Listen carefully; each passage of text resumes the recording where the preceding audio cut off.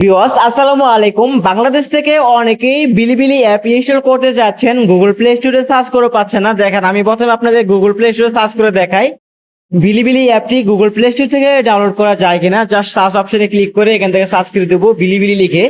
তো বিলিবিলি লিখে সার্চ করার পর দেখেন এখান থেকে কোনো প্রকার বিলিবিলি অ্যাপ আসে না। তো আমি আজকের ভিডিওতে আপনাদের দেখাবো কিভাবে গুগল ক্রোম থেকে বিলিবিলি অ্যাপ ইনস্টল করবেন। তার জন্য প্রথমে আপনার মোবাইল থেকে গুগল ক্রোম ব্রাউজার ওপেন করে দিবেন বা যে কোনো একটি ব্রাউজার ওপেন করে দিবেন।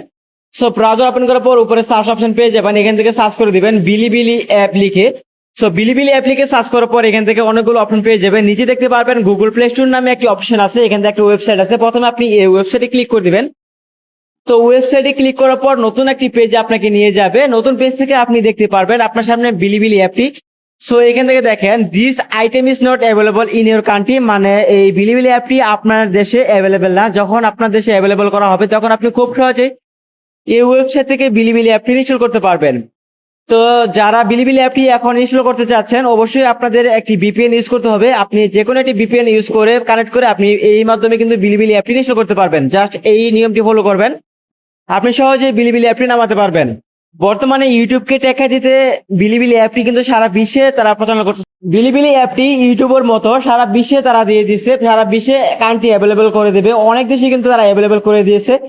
তো যারা বাংলাদেশ থেকে বিলিবিলি অ্যাপ ইনস্টল করতে চাচ্ছেন আপনি কিন্তু অবশ্যই এই নিয়মে বিলিবিলি অ্যাপ ইনস্টল করতে পারবেন।